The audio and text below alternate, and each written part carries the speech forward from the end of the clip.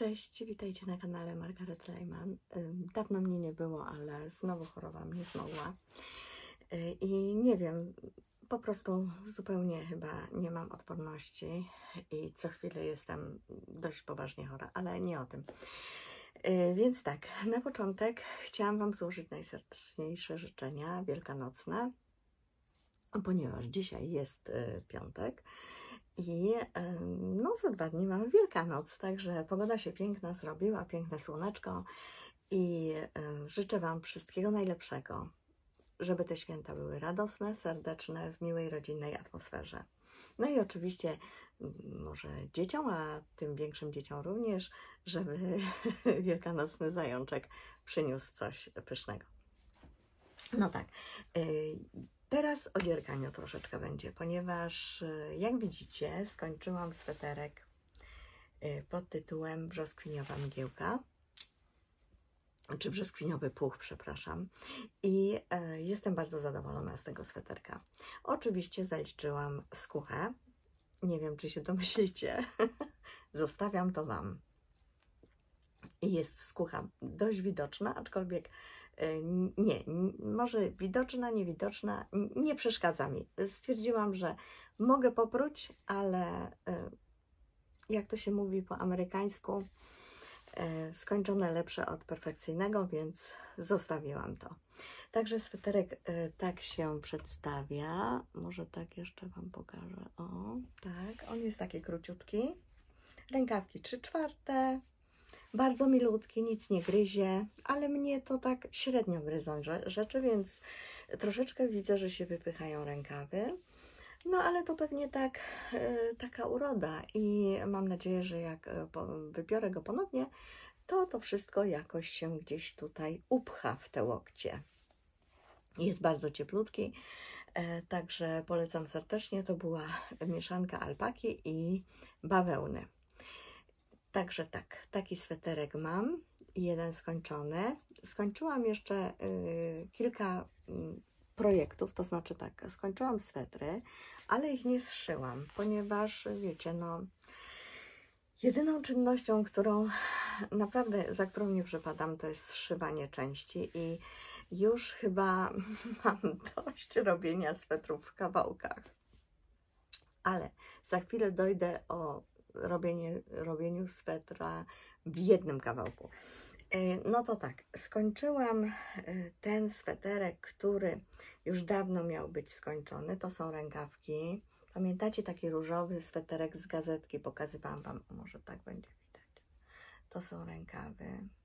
Mam wszystkie części i za radą kilkorga z Was, od razu je zablokowałam, ponieważ powiem tak, chciałam się ubrać w ten sweter tydzień temu i pomyślałam, jak ja go wypiorę, to on będzie mi sech znowu kilka dni, a w częściach wiadomo, że szybciej. No oczywiście nie ubrałam się, sweter dalej w kawałkach, ale bardzo mi się podoba wzór, myślę, że będzie dobry dla mnie. Robiłam troszeczkę ciaśniej i został mi jeden kłębuszek, ale to jeden i kawałek, a można czapkę zrobić, także tak, taki mam, taki sweterek w takie warkocze. A, to jest lewa strona, właśnie, to jest prawa strona. On ma taką łódkę. W zasadzie nie ma jakiegoś głębokiego dekoltu, także będzie taki brązowawy, czekoladowy. I co? Oczywiście inne projekty mam jeszcze na drutach nieskończone z zeszłego roku, ale pomyślałam sobie, że zrobię sobie czarny sweter, ponieważ brakuje mi czarnego swetra w mojej garderobie. I oczywiście tak, do tego projektu użyłam z Rowana Softiak. I to jest oczywiście jak i koton, czyli bawełna 76%, 15% jak i 9% nylon. Zrobiłam próbkę po praniu i blokowaniu mi się w ogóle nie zwiększyła, nie skurczyła. Także myślę, że będzie ten sweter, nie będzie ten sweter sprawiał problemu, jeżeli chodzi o pranie. I też z gazety, ale nie mam tutaj jej przy sobie.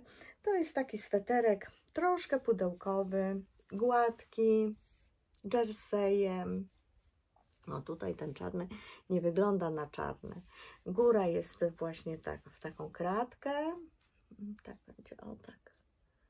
Góra w taką, może jak podwójnie to będzie widać. Zaraz poczekajcie. Może jak podwójnie zrobię, to będzie, o. Taka kratka, a dół już jest prosty, ale nie tylko taka ozdoba jest. Tutaj będzie miał kieszonki, dwie, no, znowu lewa strona, o takie kieszonki. Jeszcze oczywiście ich nie zrobiłam, nie przyszyłam, ale tak.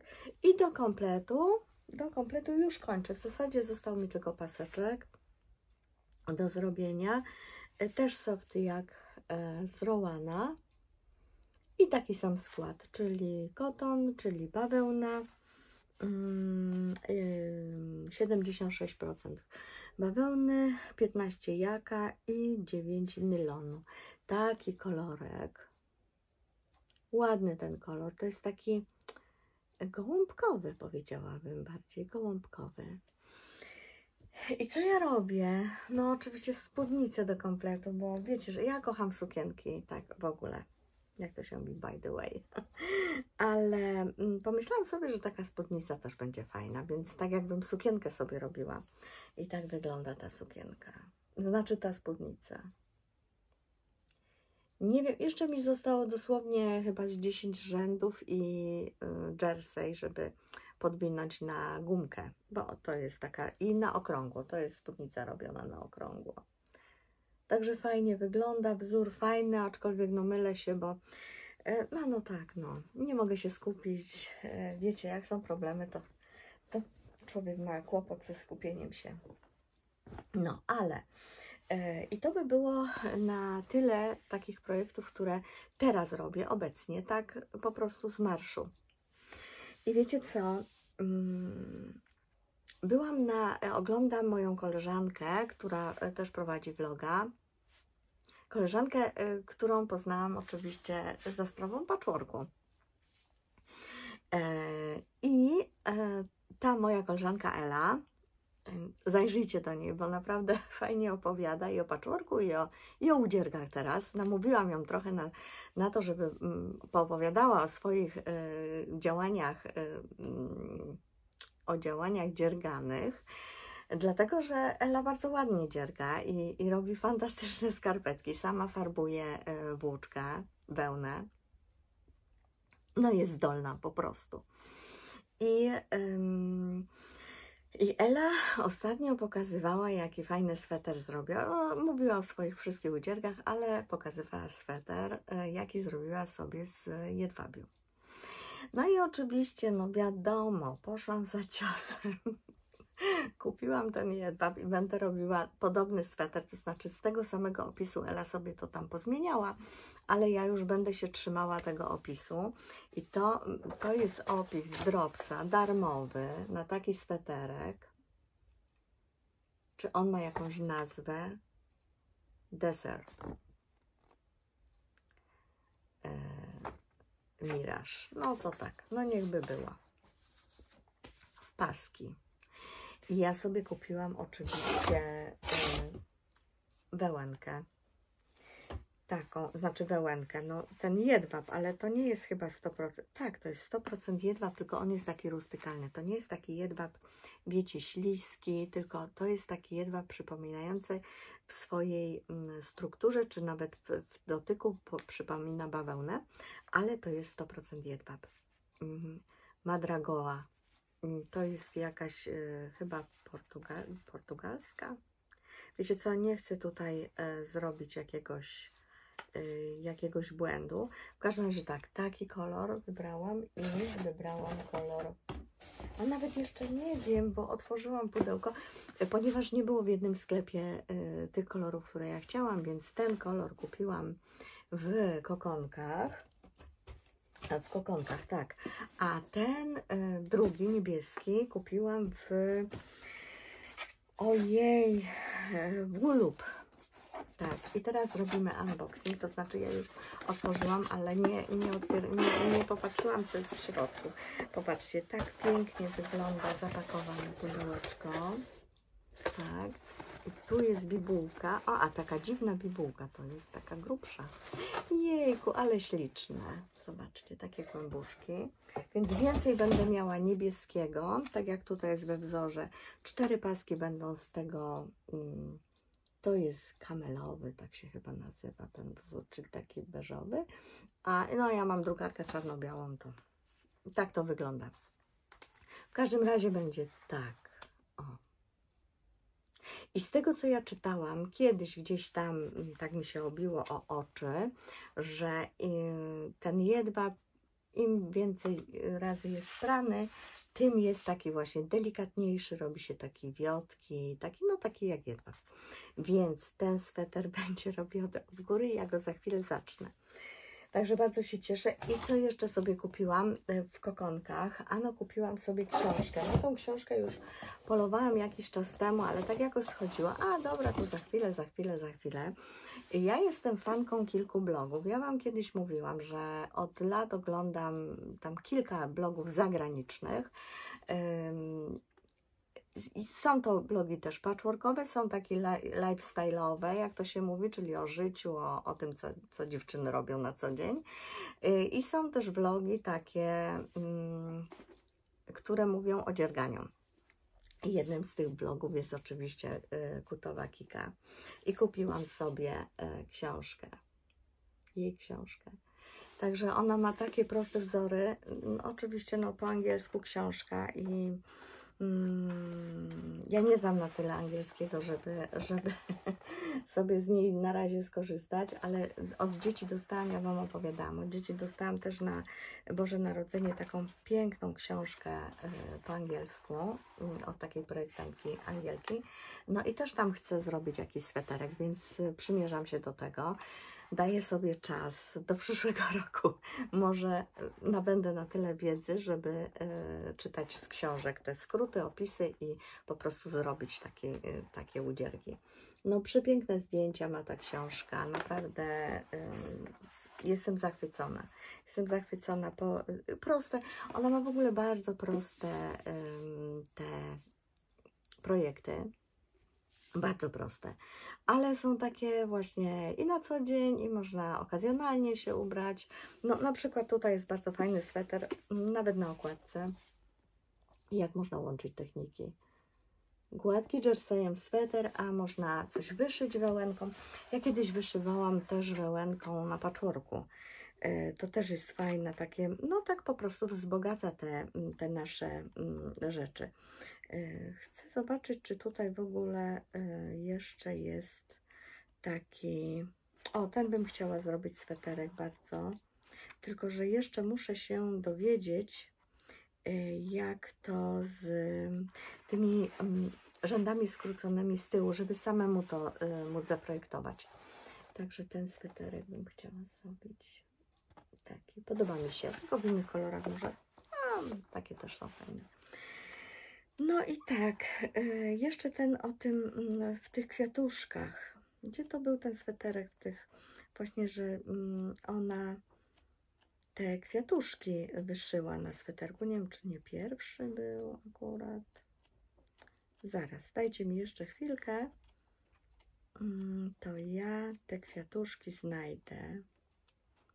No i czapka tutaj jest, jak guziki fajnie wydziergać. O, popatrzcie, jaki podobny sweterek do tego mojego brzoskwiniowego. Podobny. Tylko ten jest zwykłym takim jakimś wzorem. Nie wiem, czy to jest... To wygląda na taki... Jak to się nazywa? Taki angielski? Angielski. Czy brioszka nieraz tak, ale brioszka to w dwóch kolorach zazwyczaj występuje, chociaż nie, też może wystąpić w jednym kolorze. A tutaj jest właśnie jak taki kwiatuszek zrobić. No i tak sweterek wygląda. O, tu jest tylko właśnie na tej na tym boczku pokazane. Ale fajnie. No i tak tyle mogę Wam powiedzieć na ten moment. Mogę Wam jeszcze zdradzić, że biorę udział w testach, przepraszam, w testach na bardzo fajny sweterek. No i już się nie mogę doczekać, kiedy go skończę, także teraz nie mogę Wam pokazać, ale jak skończę, to od razu Wam ten sweterek pokażę i opowiem Wam historię, która jest związana też z tym sweterkiem, bo no tak. A teraz jeszcze Wam chciałam powiedzieć króciutko o pewnej rzeczy, bo jak wiecie, ja jakiś czas temu Wam opowiadałam, że no, robię takie dosyć duże porządki w domu. Ja nie mam dużego domu, to znaczy no jest spory, jak na 2 osoby, to teraz jest spory. I no, robię takie naprawdę konsekwentne porządki. I w zeszłą zimę, to znaczy no, w tą zimę, która była, znalazłam takie buty, ale o tym za chwilkę. No więc tak, jak wiecie, ja spaceruję od kilku lat, tak, no nie jest to jakiś taki wyczyn, ale dla mnie jest to bardzo dużo i potrzebuję tego. I chodzę na te spacery praktycznie codziennie, staram się przynajmniej codziennie i codziennie ileś tam tych kółek sobie zrobię wokół osiedla. Jedno kółko to jest tak mniej więcej 1,250 km, więc jak zrobię 4 kółka, to są 2 km, to jest 5 km. I wiecie co? Tak. Robię porządek w garderobie, znaczy już jest zrobione, ale jakiś czas temu robiłam porządek i no tak, to był rok jakiś, ja wiem, 2000 z kawałkiem. Wyjeżdżaliśmy dużo na narty wtedy do Austrii. Moje dzieci rosły i synowi kupiłam no takie dość porządne buty po nartach. Numer był 37, więc jak on wyrósł z tych butów, a buty nie były zniszczone, bo naprawdę moje dzieci w ogóle nie niszczyły, a buty były takie sportowe, więc ja zostawiłam te buty. Ja myślę, że to było 20 lat temu, jakiś 2004 rok. I tak, te buty leżały i ja prowadziłam fundację dosyć, no ileś tam lat, więc no w takich butach za bardzo na narty przestałam jeździć, bo no kiepsko się czułam w tych latach. I zostawiłam te buty, ponieważ żal mi było wyrzucić. No wiecie, mój rozmiar, buty sportowe, ja Wam pokażę te buty. Dobra firma, bo to goretexowe buty z firmy Eko chyba, tak, Eko. Takie buty. Takie buty. I jak taki duży śnieg spadł, a ja chodzę w adidasach, bo mi jest najprościej iść w adidasach, chodzić w adidasach.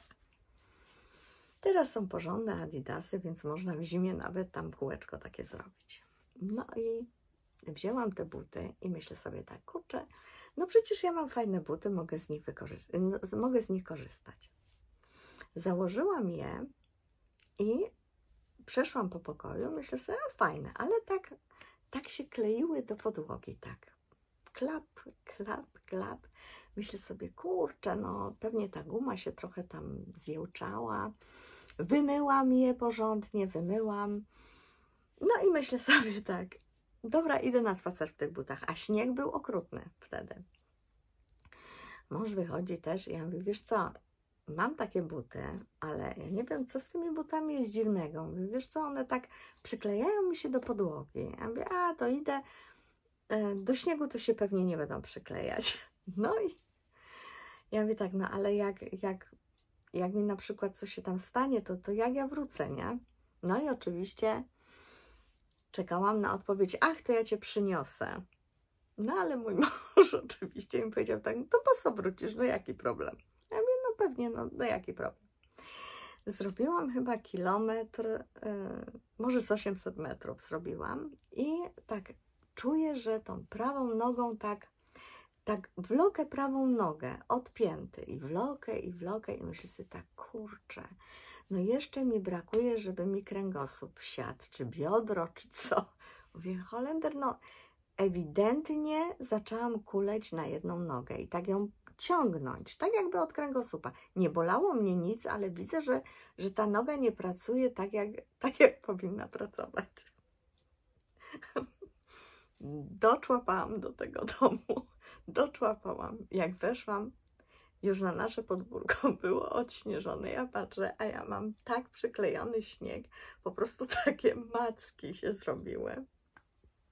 Weszłam i dlatego ciągnęłam tą nogę, bo tego śniegu wlepionego w ten but było tak dużo, że ja podnosiłam nogi normalnie, no ale jednak ta odległość od podeszwy do podłoża była zbyt mała. Weszłam do przedpokoju, ściągam te buty, ten śnieg otrzepałam. Słuchajcie, o mały włos bym boso nie przyszła. Zobaczcie. Tak wyglądają, ten jeszcze nie, ale ten wygląda paskudnie. To akurat ten lewy to był. Tak, a ja tym prawym tak ciągnęłam. No też tutaj, widzicie tą dziurę? Więc słuchajcie, nie trzymajcie 20 lat butów, bo ta guma nie jest przystosowana do niego. Do takiego okresu użytkowania. Ja zostawiłam te buty, żeby wam nagrać film. Oczywiście muszę je wyrzucić, bo no, chociaż są dobre, w sensie góry. No ale tak, sprawdzajcie swoje obuwie, sprawdzajcie swoją odzież, bo różnie może być, no różne są te składniki. To się całe sypie, całą podłogę i spodnie mam całe teraz czarne z tej gumy. Obrzydliwa jest ta guma, tak między nami mówiąc. No tak, no to taka ciekawostka, jak Małgosia była chytra i zostawiła sobie na 20 lat buty, żeby z nich właśnie skorzystać, jak się wymyśliło spacery. No, to tyle na dzisiaj. Jeszcze raz życzę wam zdrowych, pogodnych, wesołych świąt. Mam nadzieję, do zobaczenia niebawem. Trzymajcie się zdrowo, trzymajcie się cieplutko. Oczywiście, jeżeli wam się dalej nie znudził mój kanał, subskrybujcie, zostawiajcie łapki w górę i komentarze, bo to po prostu napędza ten algorytm i wtedy film się wyświetla większej ilości osobom i no, wtedy zwiększa zasięgi i można po prostu płynąć przez ten internet.